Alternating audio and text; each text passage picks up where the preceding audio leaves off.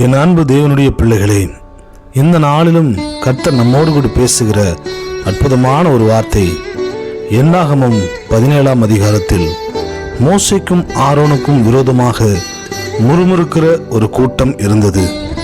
கர்த்தர் எல்லா கோத்திரத்தின் கோல்களையும் ஆசரிப்பு கூடாரத்தில் வைக்க கட்டளையிட்டார்.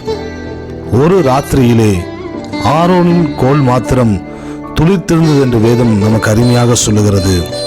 நமக்கு விரோதமான முறுமுறுப்புகள் வருகிற சூழ்நிலைகளின் மத்தியில் எல்லாம் கர்த்தர் நம்முடைய கோலை, நம்முடைய வாழ்க்கையை துளிர்க்கச் செய்கிற தேவனாய் இருக்கிறார்.